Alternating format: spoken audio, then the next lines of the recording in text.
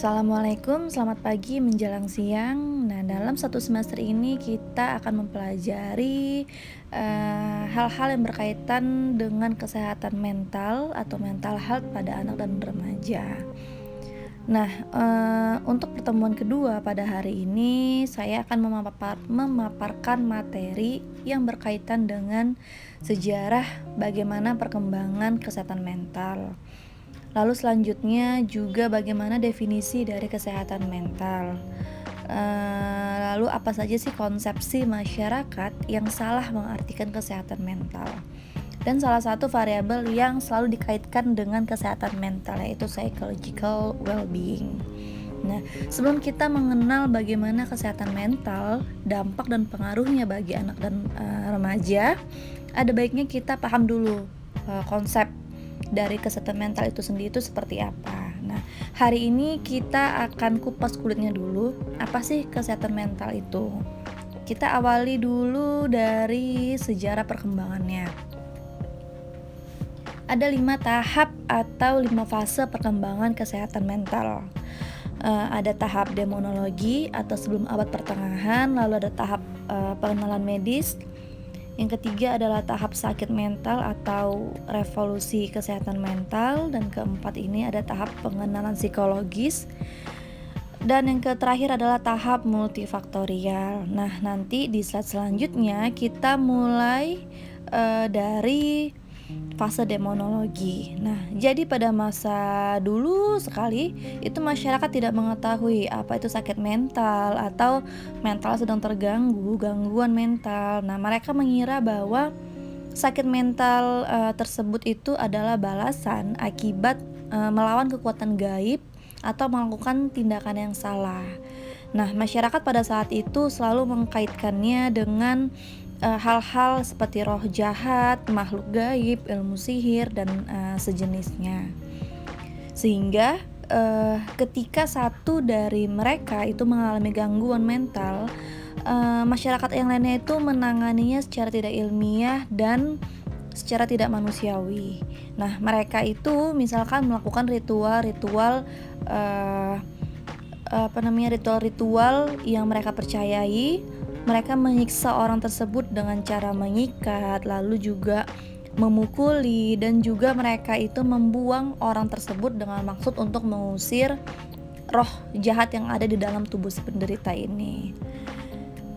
Karena memang mereka ini meyakini bahwa orang yang terkena gangguan mental itu sudah menjual atau menukar jiwanya itu dengan kekuatan gaib, sehingga masuklah roh-roh jahat yang menguasai tubuhnya.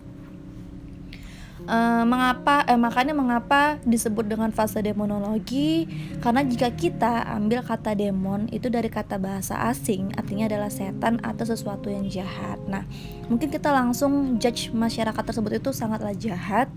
Namun kita lihat kembali backgroundnya seperti apa. Karena pada saat itu kondisi pada saat terjadi ini saat masa sebelum abad pertengahan. Jadi belum ada ahlinya, belum ada orang yang pintar, belum ada orang yang mengerti mengenai biologis, psikologis, dan juga sosial saat itu. Nah, barulah di tahap selanjutnya, yaitu tahap kedua, sudah muncul ahli yang mengkaitkan gangguan mental ini dengan faktor biologis. Di tahap kedua ini sudah masuk ke dalam tahap pengenalan medis. Nah, tokoh-tokoh yang terkenal pada saat itu adalah Hippocrates, Hierophilus, Galenus, Vesalius, Paracelsus, dan juga Cornelius yang menggunakan konsep biologis pada penanganannya sehingga lebih manusiawi. Nah, saya sisipkan di dalam set ini adalah Hippocrates. Nah, beliau ini dikenal sebagai bapak kedokteran. Hippocrates tidak hanya terkenal pada masa Yunani saja, barangkali mungkin kalian memiliki teman atau keluarga dokter misalkan. Nah, actually sebelum mereka sah menjadi dokter, itu mereka biasanya ada tradisi Hippocratic Oath atau sumpah dokter. Nah, sumpah ini dulunya itu ditulis sebagai pedoman etika medis profesi. Nah, jadi sumpah ini itu telah dilakukan di berbagai negara. Walaupun sumpahnya ini dalam bahasa yang berbeda, tetapi maknanya tetap sama. Nah, kembali lagi ke fokus kita pada kesehatan mental. Pada masa itu penderita gangguan mental itu sudah mendapatkan, penanganan yang lebih manusiawi, karena mereka sudah mempelajari keilmuan, mengenai faktor-faktor biologis atau kondisi biologis seseorang, yang mana menyebabkan mental seseorang itu terganggu. Jadi bukan karena roh jahat. Jadi mereka tidak lagi melakukan ritual-ritual dan, penghukuman pada, seseorang yang mengalaminya. Nah, masuk ke tahap ketiga, pada tahap ini penanganannya itu sudah lebih baik, jadi penanganannya itu dilakukan di rumah sakit. Namun, ada terjadi perubahan pemikiran atas penyebab maupun penanganan pasien gangguan jiwa. Jadi pada masa itu, terapi yang dikenal untuk menyembuhkan adalah shock terapi atau elektrokonvulsif terapi, atau kita kenalnya itu dengan terapi strum. Nah, gambar yang saya tampilkan ini adalah gambar bekas rumah sakit jiwa, St. John's Asylum, berada di Inggris. Nah, ini bekas rumah sakit yang sudah lama sekali tidak terpakai. Tempat ini menjadi saksi bisu yang mana menyaksikan bagaimana pasien-pasien gangguan jiwa pada saat itu disetrum oleh para dokter atau para ahlinya. Ada salah satu pasien yang mengidap melankolia. Melankolia ini adalah penyakit atau gangguan di mana pasien merasa kesedihan yang terus-menerus sehingga dia sering menyakiti fisiknya. Nah, pada saat itu dokter melakukan terapi setrum sebanyak 26 kali dan menyatakan bahwa ada perubahan signifikan pada pasien. Pasien itu menjadi lebih baik, tidak menyakiti dirinya lagi, dan setelah 26 kali tindakan terapi setrum, si pasien ini sudah bisa berbicara secara rasional dan berpikir secara jernih. Nah, melihat dari progres yang ditimbulkan atau dihasilkan dari pasien melankolia ini, selanjutnya pasien-pasien yang datang ke rumah sakit jiwa, pasien-pasien yang mengalami gangguan jiwa, nah dokter itu melakukan terapi setrum listrik. Dokter itu meyakini bahwa ada loh bagian di dalam otak mereka itu yang terganggu, sehingga mereka ini melakukan setrumnya itu di kepala. Nah, tekniknya dalam melakukan setrum ini tuh menurut saya sangat sadis, agak sedikit sadis lah seperti itu, karena prepare-nya itu pada saat mau disetrum itu pasien harus diikat tangannya, kakinya sangat kuat sekali di tempat tidurnya atau di ranjang di rumah sakit itu. Lalu juga tujuannya adalah untuk menghindari fraktur tulang atau pergeseran tulang akibat dia kejang-kejang pada saat disetrum listrik. Lalu mulutnya juga diberi karet pelindung untuk mencegah agar lidahnya tidak tergigit dan juga agar gigi-gigi itu tidak patah pada saat terjadi kekejangan. Nah, pada saat otaknya dialiri listrik, itu pasien juga akan mengalami kondisi seperti epilepsi, jadi kejang-kejang dan juga terkadang matanya itu yang hanya putih saja gitu. Nah, efeknya yang didapatkan dari pasien ini, pasien bisa kehilangan beberapa memorinya, dan belum tentu teknik ini tuh berhasil, belum tentu teknik ini itu bisa menyembuhkan pasien secara permanen. Terkadang penyakit ini bisa timbul atau muncul kembali. Tahap selanjutnya sudah masuk ke dalam pengenalan psikologis. Nah, barangkali kalian sudah tahu lah tokoh ini siapa dan story-nya bagaimana. Singkatnya, beliau ini adalah Sigmund Freud dengan psikoanalisanya yang mempelopori penanganan gangguan mental secara medis. Jadi, beliau menganggap bahwa penanganan gangguan mental itu tidak perlu dihukum, tetapi haruslah dirawat di rumah sakit dan digali faktor-faktor alam bawah sadarnya, alam ketidaksadarannya, yang mana dikenal dengan psikoterapi. Contoh-contohnya itu adalah hipnos, katarsis, juga analisis mimpi, dan juga asosiasi bebasnya. Nah, yang memandang bahwa gangguan mental itu terjadi karena adanya konflik psikis antara id-nya dengan kontrol moralnya. Nah, lalu bermuncullah para ahli-ahli lain seperti Erik Erikson, terus juga Young, Albert Adler, dan tokoh-tokoh lainnya. Nextnya, tahap terakhir ini para ahli sudah menyadari bahwa gangguan kesehatan mental ini disebabkan oleh banyak sekali faktor. Jadi tidak hanya satu bidang saja yang menjadi penyebabnya. Nah, kesehatan mental ini diyakini tidak hanya dari segi psikologis maupun segi medis saja, tetapi melibatkan faktor interpersonal keluarga, masyarakat, dan juga hubungan sosialnya, hubungan interpersonalnya. Interaksi semua faktor-faktor tersebut itu erat kaitannya sehingga mempengaruhi kesehatan mental individu dan juga kesehatan mental masyarakat. Dapat disimpulkan bahwa perkembangan mengenai kesehatan mental itu dari fase kesehatan mental dianggap sebagai akibat roh jahat hingga masuknya pengetahuan mengenai medis, psikologis, dan juga ilmu sosial. Setelah kita mengetahui bagaimana sejarah perkembangan ilmu kesehatan mental, nah kita masuk ke dalam konsepnya, konsep kesehatan mental itu sendiri.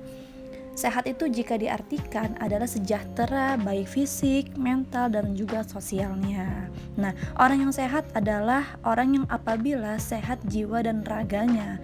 Sementara kalau kesehatan mental itu menurut WHO adalah kondisi yang tidak adanya gangguan pada mental ataupun kecacatan pada mentalnya.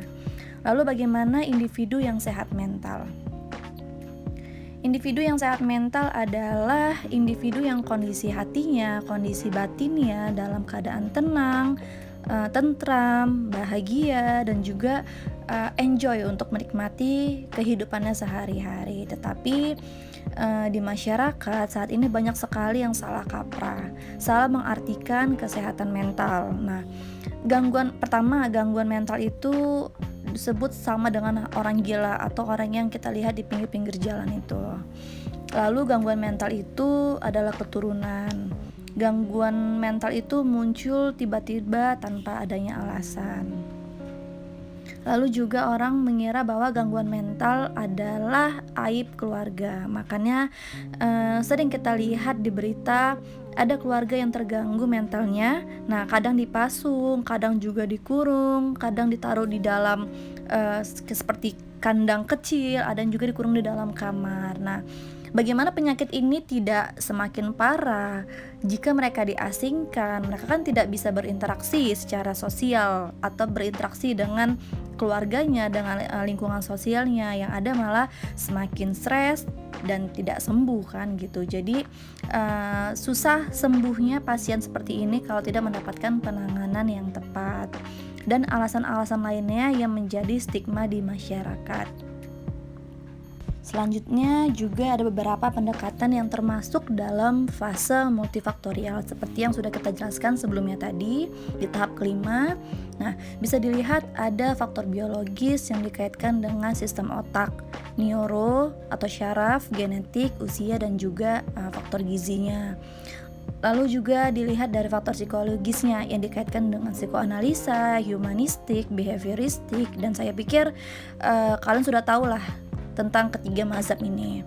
Lalu yang ketiga ada faktor sosiokultural, dan juga yang keempat adalah faktor lingkungan. Nah, ada next slide. Kalau dalam psikologi ada variabel psychological well-being, yakni kesejahteraan secara psikologis. Nah, ada dua tipe penilaiannya, yaitu penilaian secara kognitif dan juga penilaian secara afeksi atau afektif.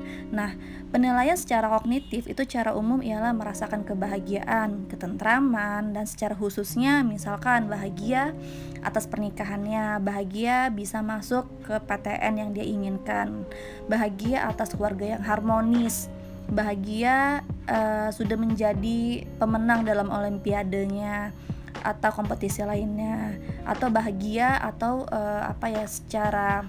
secara pekerjaan dia sudah puas dengan jabatan yang sudah dia raih. Nah, tipe berikutnya sejahtera secara afeksi. Bagaimana dia menikmati hidupnya, bagaimana merasakan kemudahan dalam menjalani hari-hari demi harinya, atau bisa jadi dia mengalami stres dan juga depresi. Nah, jadi ada 2 penilaian yang bisa menjadi acuan apakah individu itu well-being secara psikologis atau tidak. Terakhir, individu yang memiliki tingkat kesejahteraan psikologis yang tinggi adalah mereka yang jauh lebih sering mengalami kepuasan hidup dan lebih sedikit mengalami emosi yang tidak menyenangkan, misalkan emosi marah, emosi sedih, emosi kecewa, jenuh, bosan, dan juga emosi-emosi negatif lainnya.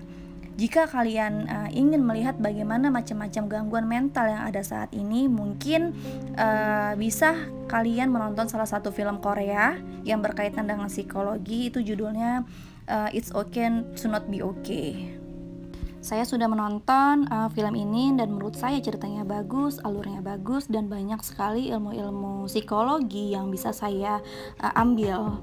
Nah, kalian mahasiswa-mahasiswa psikologi mungkin akan lebih mengetahui, akan lebih mengingat jenis-jenis penyakit gangguan mental yang ada. Karena di dalam film ini itu mereka sangat menjiwai sekali peran mereka. Aktingnya juga sangat bagus, jadi tidak ada salahnya untuk kalian bisa menonton film ini. Ada pelajarannya yang bisa kalian ambil dari sini. Nah, sekian materi dari saya. Kita lanjut lagi di e-learning dan sampai jumpa minggu depan ya untuk pertemuan ketiga. Nah, saya tutup. Assalamualaikum warahmatullahi wabarakatuh.